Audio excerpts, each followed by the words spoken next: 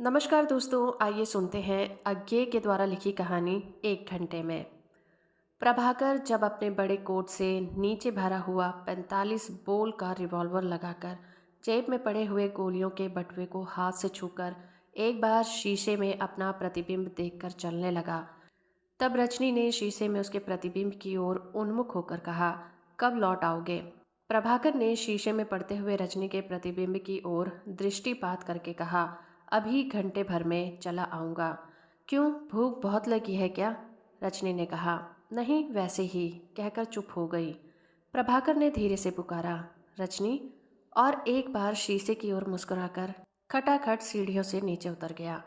रजनी दीर्घ निर्विश्वास छोड़कर उठी और किवाड़ की संकाल लगाकर फिर अपने स्थान पर बैठ गई। उसके सामने दो पुस्तकें खुली पड़ी थी, एक हैरोल्ड लास्की की कम्युनिज्म और दूसरी भवभूति का उत्तर रामचरित। प्रभाकर के चले जाने के बाद उसने पहली पुस्तक बंद कर दी और उत्तर रामचरित के श्लोक धीरे धीरे गुनगुनाने लगी, किंतु उसका मन नहीं लगा।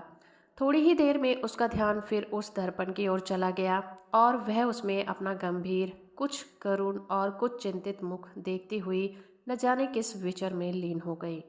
प्रभाकर और रजनी का विवाह हुए 2 साल से अधिक हो गया था, किंतु विवाह सुख किसे कहते हैं वो उसे कभी नहीं पता चला। उसे तो अभी तक यही अनुभव होता रहा कि एक सिपाही का जीवन कितना कठोर हो सकता है। रजनी अच्छे और धनी घर की बेटी थी, इसीलिए उसकी ट्रेनिंग वैसी ही थी और उसके विचार भी वैसे ही थे। पति के घर में आकर उसने देखा कि जिन सिद्धांतों को वो अब तक अटल समझती आई थी, उनका जरा सा भी मान नहीं था। यहाँ राजा की शक्तिमत्ता में, सरकार की निष्पक्षता में, धन की सत्ता में कुछ भी श्रद्धा नहीं थी। यहाँ निर्धनों और अछूतों की ही पूछ होती थी। यहाँ मजदूर और किसान ही सबसे बड़ी शक्ति गिने जाते थे। पहले तो रजनी को इससे बड़ा आघात पहुंचा। वो लड़कियों के एक कॉलेज में पढ़ी हुई थी और उसके मन में वही अहम मान्यता का भाव था जो कि प्राय ऐसे कॉलेजों की लड़कियों में होता है। घर की संस्कृति से ये भाव नष्ट नहीं, पुष्ट ही हो गया था। यहाँ आकर जब उसने ये ढंग देखे, तब पहले तो उसके मन में साधारण विरोध भाव उत्पन्न हुआ, किंतु पति से तर्क करने पर जब वो बार बार हारने लगी, तब उसका भाव एक दृढ़ विद्रोह में परिणत हो गया। वो प्रत्येक बात में पति के मत का खंडन करती और अपने मत की पुष्टि के लिए कॉलेज में पढ़ी हुई किताबों से संदर्भ दिखाया करती। प्रभाकर उन सब वारों को सहज ही सह लेता और हंसी हंसी में रजनी के तर्कों का खंडन कर देता। रजनी जब अप्रतिभ होकर चुप हो जाती, तब प्रभाकर उसके पास आकर धीरे से एक चपत लगाकर कहता, रजनी, अभी तुम बहुत बदलोगी, बहुत। तुम्हारे घर वालों ने तो तुम्हारा आचार डाले रखा था, कभी बाहर की हवा ही नहीं लगने दी। इससे रजनी का शोभ बहुत कुछ मिट जाता था, किंतु पूर्णतया नहीं। वह चुप होकर चली जाती थी। प्रभाकर के माता पिता मर चुके थे। वो एक छोटे से घर में अकेला ही रहता था। वो लाहौर के एक कॉलेज में लेक्चरर था और ग्वाल मंडी में किराए के एक छोटे से मकान में रहता था। प्रातःकाल उठकर वो कॉलेज के लिए अपने नोट तैयार करता, फिर कुछ राजनीति की पुस्तकें पढ़ता और 9 बजे कॉलेज चल देता। उसके बाद रात तक रजनी को उसके दर्शन नहीं होते। कभी कभी लौटने पर उससे पूछती, इतनी देर तक कहाँ रहते हो? तो वो हंसकर उत्तर देता, आज विद्यार्थियों की एक सभा में लेक्चर देने चला गया था, इसीलिए देर हो गई। या आज अमुक मिल में मजदूरों ने बुलाया था। कभी कभी रजनी शुद्ध होकर निश्चय करती थी कि आज वे आएंगे तो उनसे बोलूंगी नहीं, किंतु जब दिन भर का थका मांदा प्रभाकर बगल में मोटी मोटी किताबों का गट्ठर दबाए घर आता, तो सीढ़ियों के ऊपर आकर रजनी को देखते ही उसका मुख खिल उठता और उल्लास भरे स्वर से पुकारता, रजनी। तब वो किसी तरह भी नहीं रुकती थी, बल्कि प्रायश्चित स्वरूप दूसरे दिन सवेरे जब प्रभाकर राजनीति और अर्थनीति की किताबें लेकर पढ़ने बैठता, तब वो चुपचाप उसके पास आकर बैठ जाती थी। कोई किताब सामने खोलकर रख देती और गंभीर मुख मुद्रा बनाकर उसकी ओर देखा करती थी। बीच बीच में जब वो कनखियों से पति की ओर देखती, तब प्रभाकर ठठाकर हंस पड़ता था और रजनी भी विवश होकर मुस्कुरा देती थी। प्रभाकर कहता, तुम भी इन्हें पढ़ डालो, बहुत सी नई बातें जान लोगी। रजनी कभी भूलकर भी इन किताबों में रुचि नहीं दिखाती थी। वो कहती, उह, इनको पढ़कर क्या होगा, कॉलेज में थोड़ा पढ़ आई थी, उसी से रोज आपस में लड़ाई हो जाती है। फिर शीघ्र ही दोनों किसी निगूढ़ विषय पर बहस करने लग जाते। किंतु जब प्रभाकर कॉलेज चला जाता, तब रजनी उन्हीं पुस्तकों को निकालकर बड़े ध्यान से पढ़ती थी। लेकिन इस बात का ध्यान रखती थी कि पति के आने से पहले उसका स्वाध्याय समाप्त हो जाए। धीरे धीरे उसका विचार क्षेत्र भी विस्तृत होता जा रहा था। उसे बहुत सी बातें समझ में आने लगी थीं जो कि कॉलेज में और घर में उनसे छिपा कर रखी जाती थी और जिन्हें सुनना भी वो पहले पाप समझती थी। साथ ही साथ उनके पुराने विश्वास भी बहुत से मिटते जाते थे। ज्यों ज्यों उसको अपनी पुरानी भूलों का ज्ञान होता जाता था, वैसे वैसे उसकी अहमन्यता भी मिटती जाती थी। किंतु इतने दिनों की लड़ाइयों और इतने दिनों से किए गए मान को याद करके वो अपने पति से इस बात को छुपाती थी कि उसका मन कितना परिवर्तित हो गया है। एक दिन संध्या के समय जब वो अपने कोठे के घर पर बैठी नीचे की दुकानों में जलती हुई गैस लैंपों और उनके प्रकाशों में जगमगाते हुए फूलों की कतारों को देख रही थी, प्रभाकर अभी तक नहीं लौटा था। धीरे धीरे रात हो गई लेकिन प्रभाकर नहीं आया। रजनी की चिंता बढ़ने लगी। वो एक किताब लेकर वहीं बैठ गई और पढ़ने लगी। लगभग 11 बजे प्रभाकर ने दरवाज़ा खटखटाया और कोमल स्वर से पुकारा, रजनी। रजनी चौंक कर उठी और नीचे जाकर प्रभाकर को लिवा लाई। दोनों चुपचाप अपने पढ़ने के कमरे में जाकर खड़े हो गए, कुछ बोले नहीं। प्रभाकर ने धीरे धीरे कोट उतारा और कुर्सी पर बैठ गया। रजनी क्षण भर उसकी ओर देखती रही, फिर बोली, खाना नहीं खाओगे? आज खा आया हूँ। कहाँ? प्रभाकर बिना कुछ उत्तर दिए मुस्कुरा दिया। रजनी ने कहा, अच्छा, चलकर मुंह हाथ धो लो, बिल्कुल गर्द से सने हुए हो। प्रभाकर ने कहा, तुम चलो सो जाओ, मैं अभी आया। रजनी को जान पड़ा अवश्य ही कोई असाधारण बात हुई है। स्नेह से बोली, दिन भर कहाँ रहे? प्रभाकर ने प्रश्न टालते हुए कहा, कितना थक गया हूँ। रजनी ने आकर उसका हाथ पकड़ लिया और बोली, उठो, चलो, यहाँ बैठे रहने की ज़रूरत नहीं है, कहकर वो धीरे धीरे प्रभाकर को खींचने लगी। प्रभाकर उठ खड़ा हुआ और कोट को उठाकर कंधे पर रखने लगा। रजनी बोली, इसे यहीं पड़ा रहने दो ना, कल संभाल लूंगी, कहकर उसने कोट खींच लिया। कोट जमीन पर गिर पड़ा। किसी ठोस वस्तु के गिरने का ठक शब्द हुआ। रजनी ने कहा, यह क्या हुआ है? और प्रभाकर के रोकते रोकते कोट की जेब में हाथ डाल दिया। प्रभाकर कहने को हुआ, कुछ नहीं है, किंतु रजनी के मुख की ओर देखकर चुप रह गया। रजनी का मुख फीका पड़ गया था, किंतु बड़े यत्न से उसने अपने को वश में किया और कोट उठाकर अपने कमरे की ओर चल पड़ी। प्रभाकर भी सिर झुकाकर उसके पीछे पीछे चला गया। कमरे में पहुंचकर रजनी ने कोट की जेब से 2 पिस्तौल और 1 गोली निकाली और उन्हें ले जाकर अपने कपड़ों में छिपा दिया। फिर प्रभाकर के पास आकर बोली, ये तुम क्यों लाए? प्रभाकर ने सहसा कोई उत्तर नहीं दिया। फिर बोला, मैं क्रांतिकारी दल में सम्मिलित हो गया हूँ। रजनी क्षण भर स्थिर दृष्टि से प्रभाकर की ओर देखकर बोली, तुम्हें अपने अलावा और किसी का भी ध्यान है? प्रभाकर फिर चुप रहा। रजनी ने कहा, जाओ, इस वक्त मैं कुछ बात नहीं करना चाहती। प्रभाकर चला गया। इसके बाद सप्ताह भर रजनी पति से नहीं बोली। प्रभाकर को भी उससे बोलने का साहस नहीं हुआ। वो स्वयं खाना पकाकर खाता और कॉलेज चला जाता। बीच बीच में वो कभी कभी रजनी की ओर करुण और स्नेह भरी दृष्टि से देख लेता था, किंतु बोलता कुछ नहीं था। रजनी कभी इशारे से भी स्नेह का उत्तर या स्वीकृति नहीं देती थी। 8वें दिन प्रभाकर बहुत देर तक नहीं आया। लगभग 12 बजे रात को उसने आकर किवाड़ खटखटाए, किंतु रजनी को पुकारा नहीं। ऊपर आकर वह अपने कमरे में खड़ा होकर इधर उधर से पुस्तकें, कागज और बहुत सारे कपड़े इत्यादि समेटकर जमीन पर रखने लगा। रजनी चुपचाप खड़ी देखती रही। प्रभाकर जब अपना काम कर चुका तब एक अंगड़ाई लेकर खड़ा होकर बोला, रजनी, अब भी नहीं बोलोगी? उसके स्वर में न जाने क्या था। रजनी को ऐसा प्रतीत हुआ मानो वो विदा मांग रहा हो। उसने कहा, अब भी क्या? प्रभाकर बोला, रजनी, मैं इतने दिनों तक तुमसे कहने का साहस नहीं कर सका।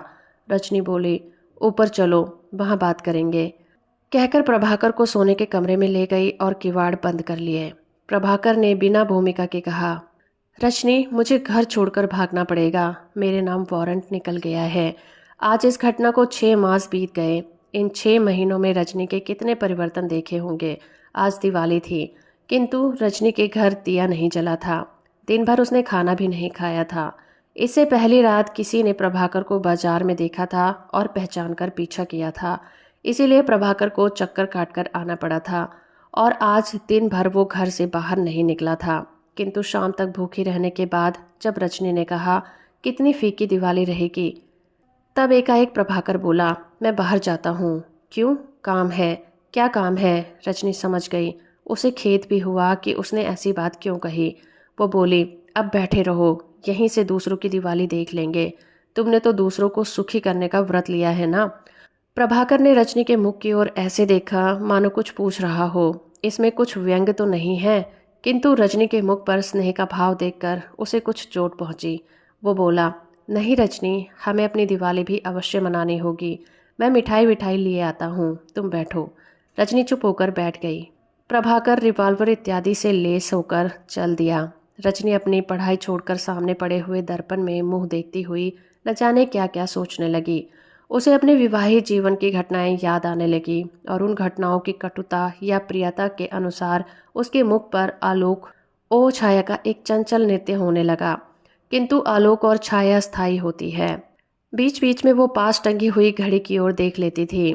आधे घंटे से अधिक हो गया, रजनी की विचार तरंग शांत नहीं हुई। इसी तरह घर से कुछ दूर एक धड़ाके का शब्द हुआ, ठाएं ठाएं ठाएं। फिर कुछ रुककर 2 बार और ठाएं ठाएं। रजनी चौंक कर उठ खड़ी हुई। लपक कर उसने सीढ़ियों का निचला किवाड़ बंद कर दिया। इस अनैच्छिक क्रिया के बाद वो फिर अपने कमरे के मध्य में आकर खड़ी हो गई। उसका मन अनियंत्रित होकर दौड़ने लगा। यह ठाएं ठाएं क्यों? कहीं वही तो नहीं हुआ जिसकी आशंका थी? वो क्या होगा? पुलिस घर पर आ जाएगी। फिर इसी बीच 4-5 बार लगातार धड़ाके हुए और फिर कुछ देर के बाद फिर एक हुआ और फिर शांति।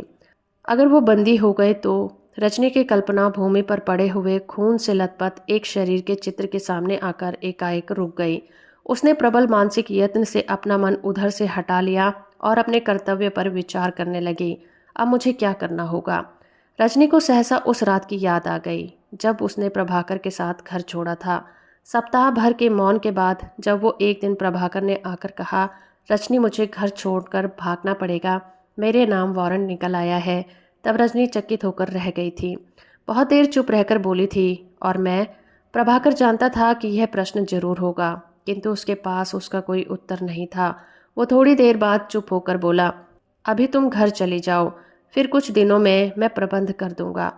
एक बात कहती हूँ, ध्यान से सुनो, मुझे साथ ले चलोगे? अत्यंत विस्मित होकर प्रभाकर बोला, तुम्हें रजनी? हाँ मुझे। मैं तुम्हारी मदद नहीं करूँगी, कर भी नहीं सकती, लेकिन तुम्हारे काम में दखल भी नहीं दूंगी। चाहे जैसे जीवन व्यतीत करना पड़े, तुम्हें उलाहना नहीं दूंगी। तुम इतना ही विश्वास कर लो कि तुम्हारी जो बातें जान जाऊंगी वो किसी से नहीं कहूँगी। इसके अलावा और क्या करना होगा बता दो, देखूं कर सकती हूँ कि नहीं। प्रभाकर गंभीर होकर बोला, रजनी ये कोई साधारण निर्णय नहीं है, लेकिन अगर तुम इतना करने को तैयार हो तो मैं तुम्हारा कहना टाल नहीं सकता। सच बात कहता हूँ कि मुझे तुमसे इतनी ही आशा नहीं थी, इतना भी कुछ कम नहीं होता, लेकिन तुम्हें बहुत कष्ट होगा। रजनी ने मानो बात अनसुनी करके कहा, एक बात समझ लो, मैं तुम्हारे साथ रहूंगी और गूंगी बहरी होकर रहूंगी। इतनी बात तुम्हारे फायदे की है, लेकिन मैं तुमसे सहमत नहीं हूँ, तुम्हारे आदर्शों से किसी प्रकार की सहायता नहीं कर सकती। मुझसे इस प्रकार की कोई आशा न रखो। कभी अगर तुम्हें अपने काम में मेरा मदद की आवश्यकता पड़ जाती है और मैंने इनकार कर दिया तो ये न कहना कि मैंने धोखा दिया और निष्क्रिय पड़ी रही। यह शर्त मानते हो? प्रभाकर ने कुछ सोचकर कहा, अच्छी बात है, मानता हूँ, तो चलो। निर्णय कर चुकने के बाद रजनी ने किसी प्रकार की देरी नहीं की। 1 घंटे के अंदर अंदर दोनों घर छोड़कर एक विराट शून्य की ओर चल पड़े थे। आज ठाएं ठाएं सुनकर उसे एकाएक इन बातों की याद आ गई। उसने मन ही मन कहा, मैं कुछ भी करने को बाध्य नहीं हूँ, क्यों ना यहीं बैठी रहूँ, मुझे क्या मतलब। इस निर्णय पर उसका गतिशील मन नहीं रुक सका। फिर वो सोचने लगी, अगर मैं पकड़ी गई तब क्या होगा। उसकी कल्पना में अखबारों की खबरें नाचने लगी। अमृतसर में गोली चल गई, एक क्रांतिकारी बंदी, वीर या वीरगति, क्रांतिकारी की पत्नी घर में गिरफ्तार। रजनी ने धीरे से कहा, और अभी यहाँ पर एक रिवॉल्वर और कई गोलियां पड़ी हैं। फिर वह सोचने लगी, उसका घर एक छोटी सी गली में था। पहली मंजिल की सीढ़ियों के दोनों ओर कमरे थे और दूसरी मंजिल पर एक। सीढ़ियों पर एक दरवाज़ा नीचे था, एक पहली मंजिल पर और दूसरी छत की ओर लोहे के सीकचों का एक दरवाज़ा था। छत में ही एक छोटा सा चौकोर सुराख था, जिसमें झांकने से सीढ़ियों के दरवाजे और सीढ़ियों से ऊपर आता हुआ कोई भी व्यक्ति दिख पड़ता था। रजनी ये सब बातें एक ही तरंग में सोच गई। फिर किसी अंतरंग के प्रेरणा से वह दूसरे कमरे में गई और बक्स खोलकर टटोलने लगी। उसने रिवॉल्वर निकाला और चुपचाप भर लिया। बाकी गोलियां निकालकर आंचल में डाल ली। निचला दरवाज़ा ही वो पहले बंद कराई थी। तब उसने पहली मंजिल पर भी सांकल चढ़ा दी और दौड़कर छत पर चली गई। वहां उसने लोहे की चौखट बंद कर दी और सुराग के पास रिवॉल्वर लेकर बैठ गई। फिर एकाएक उसके मुंह से निकल आया, यह मैं क्या करने लगी हूँ। एक भाव बहुत देर नहीं रहा। क्षण भर बाद उसने रिवॉल्वर की नली सुराग से निकाल दी और चौकनी होकर बैठ गई। अभी 2 मिनट भी ना बीते थे कि किसी ने किवाड़ खटखटाया। रजनी और संभल कर बैठ गई और सुराग के नीचे देखने लगी। उसने कोई उत्तर नहीं दिया। इसी प्रतीक्षा में बैठी रही कि पुलिस वाले किवाड़ तोड़े या और कुछ आयोजन करें। किवाड़ बड़े जोर से खटखटाए जाने लगे। रजनी ने फिर कोई उत्तर नहीं दिया। उसकी नसें इतनी तन गई थीं कि शायद वो उत्तर देना चाहती तो आवाज़ ही नहीं निकलती। एकाएक रजनी चौंकी। यह तो पुलिस वालों का स्वर नहीं था, यह तो उसका चिर परिचित स्वर था। कल्याणी, किवाड़ खोलो। रजनी उठकर नीचे पहुंची तो उसकी टांगें लड़खड़ा रही थी, पर वह नीचे चली गई। दाहिने हाथ में थामे हुए रिवॉल्वर को पीछे छिपाकर उसने किवाड़ खोला और बोली, आ गए। प्रभाकर ने देखा उसकी आवाज़ भर्राई हुई है। उसने किवाड़ बंद कर लिए और ऊपर आकर पूछा, क्या है रजनी? स्वर्ण मंदिर में तो खूब धूमधाम मची हुई है, आतिशबाजी छूट रही है। मैं तुम्हें नहीं ले जा सका, लेकिन मिठाइयाँ ले आया हूँ। रजनी ने विमूढ़ सी होकर प्रभाकर की ओर देखा और बोली, आतिशबाजी? कहते कहते उसने हाथ का रिवॉल्वर भूमि पर बिछी हुई दरी पर रख दिया और स्वयं बैठ गई। प्रभाकर ने एकाएक उसके पास बैठकर स्नेह से पूछा, ये क्या है रजनी? रजनी ने धीरे से अपना सिर प्रभाकर के कंधे पर टेक लिया और धीरे धीरे रोने लगी। प्रभाकर उसके सिर पर हाथ रखकर चुपचाप बैठा रहा। थोड़ी देर बाद रजनी उठ बैठी तो प्रभाकर ने पूछा, क्यों? रजनी बोली, दिवाली मनानी है, दिए जलाऊंगी। प्रभाकर ने कृतज्ञतापूर्वक कोमलता से उसका हाथ दबाते हुए कहा, और मैं भी अपने गृह लक्ष्मी की पूजा करूंगा। तो दोस्तों, अभी आप सुन रहे थे अज्ञे के द्वारा लिखी कहानी 1 घंटे में। उम्मीद करती हूँ मेरा ये प्रयास और ये कहानी आपको अच्छी लगी होगी। वीडियो को लाइक और चैनल को सब्सक्राइब करना बिल्कुल मत भूलिएगा।